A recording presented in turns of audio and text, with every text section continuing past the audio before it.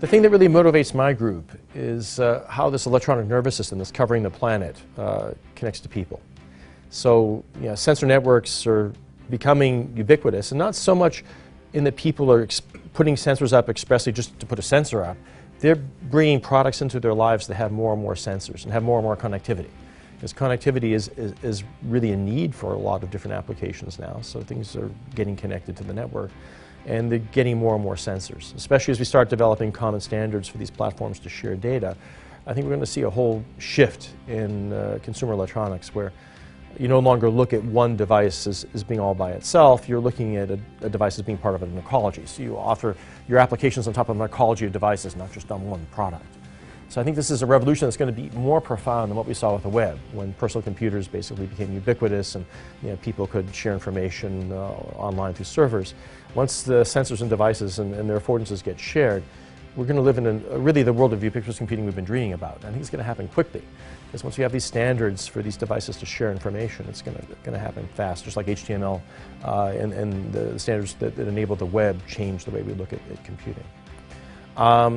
So I think at that point we're going to have what we can interpret as being a nervous system, an electronic nervous system that covers the planet, because we'll have sensors at every scale, every place, in every kind of modality, networked. So what do we do with that information?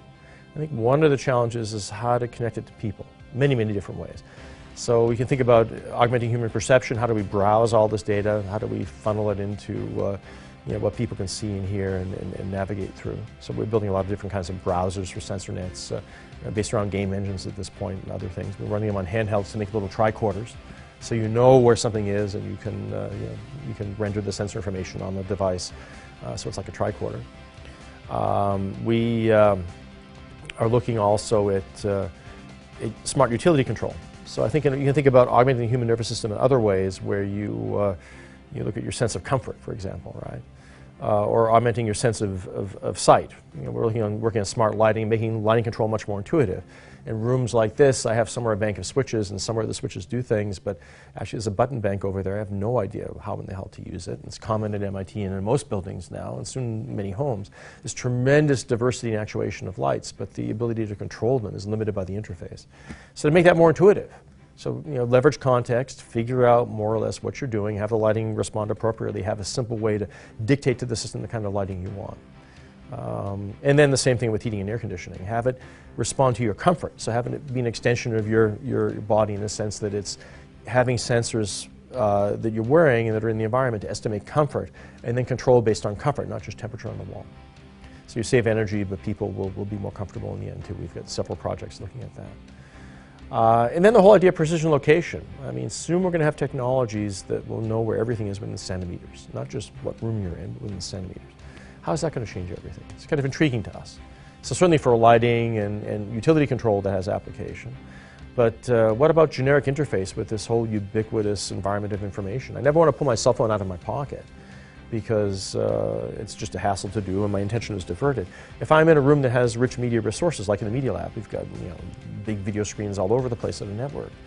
The system should know who I am, know where I am, in some cases know what I'm looking at, and if information wants to come to me, it should come to me through the right conduits. So I can see it perhaps appear on a screen.